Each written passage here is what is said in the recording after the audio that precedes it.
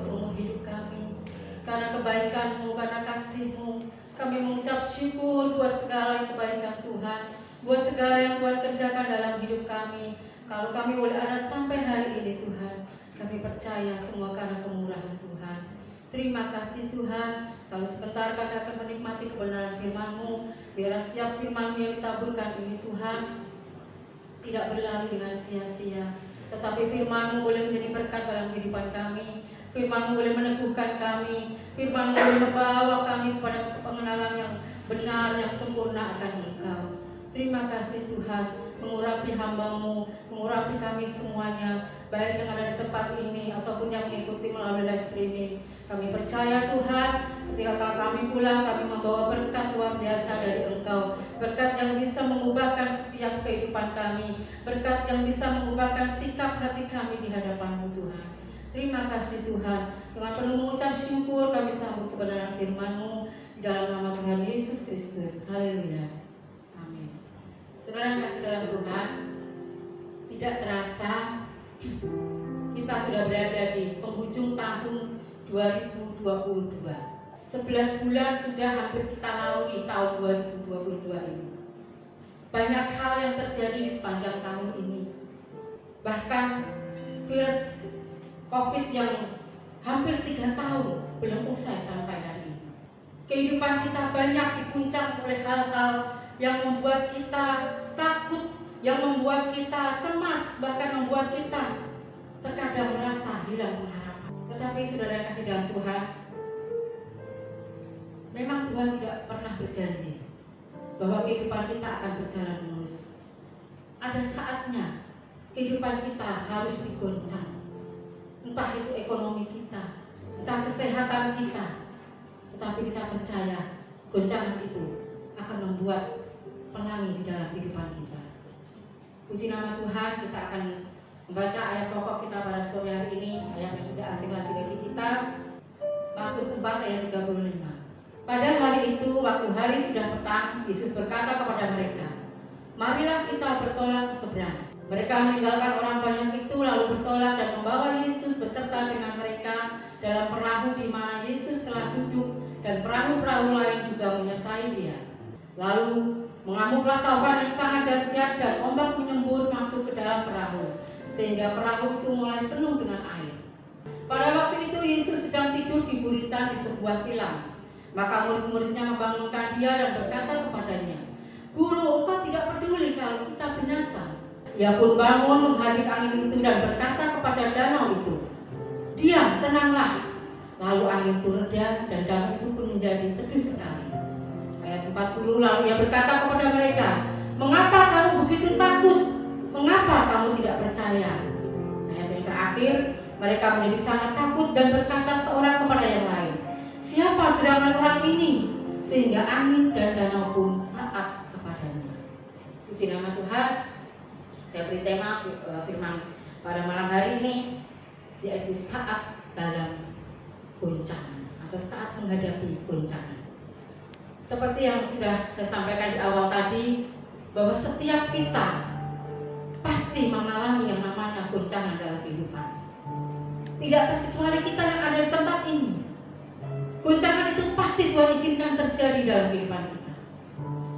Tuhan tidak pernah berjanji bahwa kita akan berjalan mulus-mulus saja, seperti ketika kita berada di jalan tol. Bahkan ada satu pujian lama mengatakan, "Tuhan tak pernah janji langit selalu biru, tetapi Dia berjanji selalu menyertai. Tuhan tak pernah janji jalan selalu rata, tetapi Dia berjanji memberikan kekuatan." Jadi Tuhan tidak pernah mengatakan, "Kalau engkau mengikut aku, engkau akan melalui jalan yang mulus. Kalau engkau mengikut aku, engkau akan nyaman-nyaman saja. Kalau engkau ada di dalam aku, maka hidupmu akan senantiasa diberkati." Bukan seperti itu. Tetapi Tuhan katakan, kalau engkau mengikut aku, badai datang, goncangan datang, tetapi janji Tuhan, aku akan menyertai engkau. Dan pada malam hari ini kita akan belajar bagaimana melalui kisah angin reda angin badai diredakan oleh Tuhan Yesus. Di dunia ini, ketika kita mau meninggalkan tahun 2022 ini, kalau kita boleh melihat di YouTube, kita boleh melihat tayangan di YouTube ataupun di Google ataupun di berita-berita dimanapun, sudah mulai banyak prediksi-prediksi yang disampaikan, baik itu oleh ahli-ahli ekonomi, oleh ahli politik, oleh orang-orang pintar, bahkan hamba-hamba Tuhan sudah memberikan sinyal peringatan. Tahun 2023 adalah tahun yang mengerikan. Akan banyak terjadi goncangan, bukan hanya di Indonesia, tetapi global. Akan terjadi resesi dunia, akan terjadi kesulitan demi kesulitan. Bumi akan diguncang. Bahkan beberapa waktu yang lalu saudara kita di Cianjur mengalami gempa bumi. Sesuatu yang tidak pernah diprediksi, sesuatu yang tidak pernah diduga. Kita tidak tahu apa yang ada di depan kita. Sehebat apa guncangan itu akan Tuhan izinkan terjadi di dalam kehidupan kita. Tapi sebagai anak-anak Tuhan, mari kita mau belajar dari kejadian ini.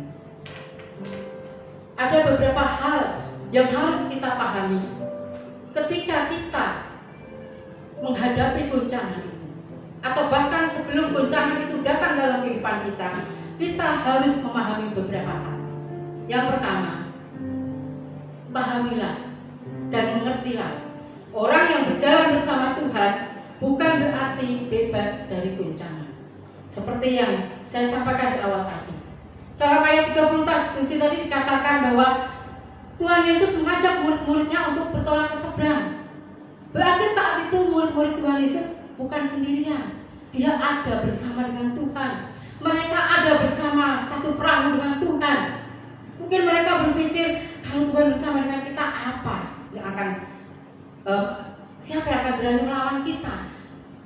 Kalau Tuhan bersama dengan kita, mungkin kita akan mulus-mulus saja. Apapun bisa kita hadapi. Itu benar. Tetapi bukan berarti kita akan aman-aman saja, akan nyaman-nyaman saja. Berjalan bersama Tuhan tidak menjamin hidup kita akan mulus. Karena kalau kita berada di jalan zona nyaman terus, kita tidak akan bertumbuh. Ada seorang hamba Tuhan yang mungkin Bapak Ibu sudah pernah melihat di tayangan YouTube, mengatakan segelas teh manis, ketika teh itu dicampur dengan gula, apakah akan memberikan rasa? Tentu saja tidak. Kalau teh itu dibiarkan dicampur dengan gula, dibiarkan begitu saja. Tetapi untuk menimbulkan rasa manis, untuk menimbulkan sesuatu yang berbeda, teh dan gula itu harus diaduk. Proses mengaduk ini mungkin bagi gula itu sendiri menyakitkan, karena dia harus diaduk terus sampai dia harus larut dengan air dan dia menyatu dengan teh. Ketika butiran-butiran gula itu sudah tidak tampak, karena dia sudah menyatu dengan air dan teh, maka akan menimbulkan rasa yang berbeda, akan menimbulkan rasa manis. Demikian juga dengan kehidupan kita. Mengikut Tuhan, tidak ada Tuhan berjanji, kalau kamu ikut aku, oke, ekonomimu kujamin, kesehatanmu kujamin, masa depanmu kujamin, semuanya kujamin. Pokoknya semua ada, apa yang kamu minta ada. Enggak semudah itu. Kemudian hal yang kedua yang perlu kita pahami, ketika kita ada di dalam goncangan, ketika kita ada di dalam pergumulan atau permasalahan, belajar memiliki cara pandang yang benar. Saudara yang kasih dalam Tuhan, cara pandang ini akan menentukan sikap kita. Cara pandang akan menentukan respon kita. Jadi cara pandang ini sangat menentukan. Kenapa goncangan itu harus terjadi dalam kehidupan anak-anak Tuhan? Karena Tuhan ingin memakai kita menjadi alat kemuliaan-Nya. Kita tahu cerita tentang seorang anak buta dalam Yohanes 9, nanti bisa kita baca di rumah. Seorang anak ini buta sejak dia lahir. Kemudian murid-murid Tuhan Yesus bertanya, anak ini buta kenapa? Apa karena dosa yang dia berbuat atau karena dosa orang tuanya? Seringkali dalam kehidupan kita, kalau ada seseorang yang mengalami hal-hal yang menurut kita, entah itu kecelakaan, entah itu ujian hidup atau apa, seringkali kita menjadi hakim nomor satu. Seringkali kita menghakimi mereka. Wah, ini pasti ada yang gak beres ini. Orang tuanya gak beres ini. Ini anaknya gak beres ini. Tetapi di sini Tuhan mengatakan, bukan kesalahan anak itu dan juga bukan kesalahan orang tua. Tetapi apa? Karena Tuhan mau memakai melalui anak kecil ini untuk menjadi alat kemuliaan-Nya. Ketika Tuhan menjamah dia, ketika Tuhan menyembuhkan anak kecil ini dari sakit butanya, yang semua orang tahu bahwa dia menderita sakit buta sejak dia lahir, di situ nama Tuhan dipermuliakan. Jadi Bapak Ibu Saudara, ketika Tuhan mengizinkan kita menghadapi goncangan itu, belum tentu karena dosa kita, belum tentu karena kesalahan kita, tetapi Tuhan izinkan terjadi karena Tuhan ingin memakai kita menjadi alatnya. Seorang hamba Tuhan yang terkenal, dia bersaksi ketika bagaimana dia harus berjuang melawan kanker sampai di titik penghabisan, sampai semua dokter angkat tangan, dan ketika dia harus di kemo, dia harus menghadapi sakit yang luar biasa antara hidup dan mati. Dia bertanya sama Tuhan, kenapa Tuhan kok menyiksanya sampai segini? Dan setelah dia melewati semua itu, dia baru tahu supaya nama Tuhan dipermuliakan. Betapa hebatnya Tuhan kita, betapa luar biasanya Tuhan kita. Jadi kasih dalam Tuhan. Tetapi ketika goncangan itu terjadi karena kesalahan kita, itu sudah lain lagi. Itu bukan rencana Tuhan, itu karena memang kesalahan kita.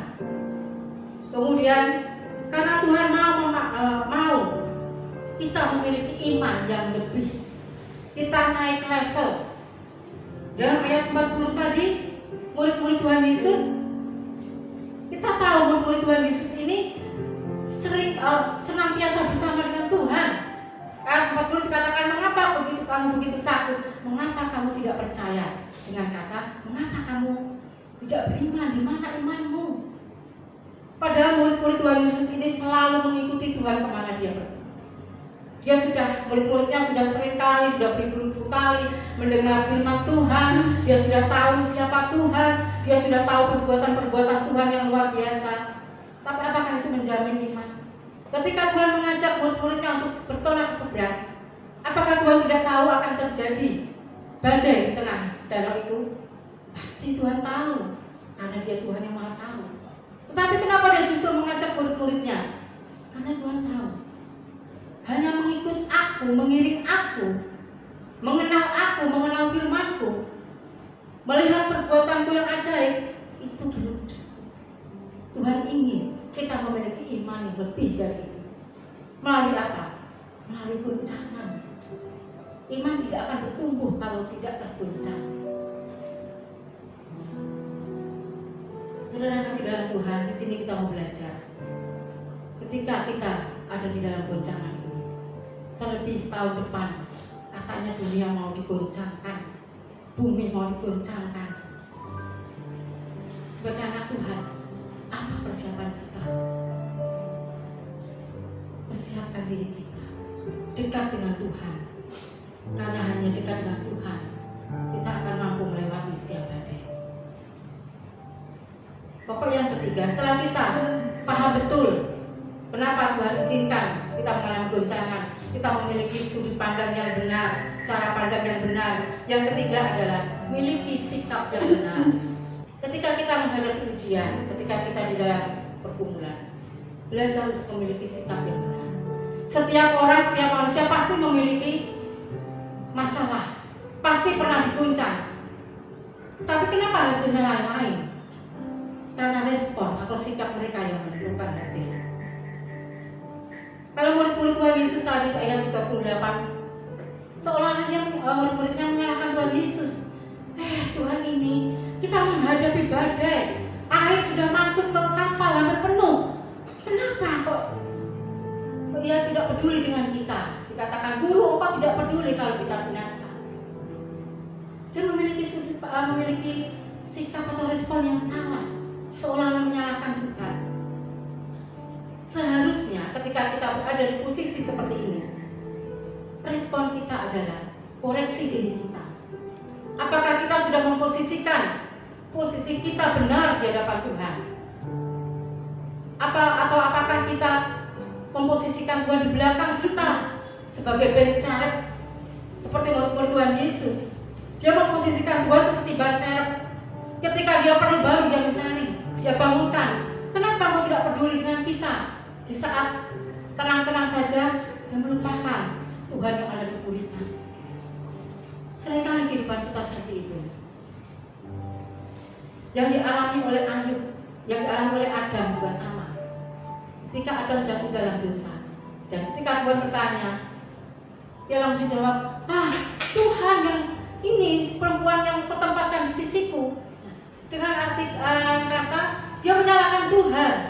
Ini loh perempuan yang kutempatkan di sini yang membuat aku jatuh dalam dosa. Seringkali kita mencari kebenaran diri sendiri. Seringkali kita mencari mengkambing hitamkan orang lain, mengkambing hitamkan situasi kondisi, tanpa kita mau mengoreksi diri kita. Tetapi kita mau meneladani Ayub. Ayub memiliki respon yang benar di hadapan Tuhan. Sekalipun dia kehilangan segalanya, bahkan istrinya, belahan jiwanya, orang yang satu-satunya mungkin yang dia harapkan masih setia dengan dia, itu pun mengeluarkan kata-kata yang tidak pantas di hadapannya. Tetapi Ayub tetap percaya kepada Tuhan. Kemudian hal yang keempat, jangan biarkan ketakutan menguasai. Siapa yang tidak takut kalau kita membayangkan keadaan murid-murid Tuhan Yesus waktu itu berada di tengah badai. Danau Galilea adalah danau yang tenang, tetapi karena berada di pegunungan, di bukit-bukit, terkadang badai datang itu tiba-tiba. Dan itu yang dialami oleh murid-murid Tuhan Yesus. Murid-murid Tuhan Yesus adalah seorang nelayan yang ulung. Mereka sudah pengalaman, tetapi mungkin badai saat itu begitu sangat besarnya, mungkin belum pernah mereka alami, sehingga mereka begitu ketakutan. Demikian juga kita. Seringkali kita merasa takut. Ketika saya membaca berita-berita begitu, secara manusia ketakutan timbul. Bagaimana ya tahun depan? Takut adalah sesuatu yang wajar. Setiap manusia pasti pernah yang mengalami namanya takut. Tetapi itu menjadi tidak wajar kalau ketakutan itu menguasai kita. Karena ketika ketakutan itu menguasai kita, kita seperti pahlawan yang kalah berperang sebelum maju. Kita sudah takut dulu melihat Goliat yang besar, membayangkan Goliat yang besar sedangkan kita kecil. Bagaimana aku mampu? Ketakutan seringkali membuat kita berpikiran buntu, tidak bisa berpikir jernih, tidak bisa mengambil langkah yang bijaksana. Karena ketakutan membuat panik di kehidupan kita. Tetapi kita mau belajar malam hari ini. Kita harus bisa menguasai ketakutan itu. Seperti Daud.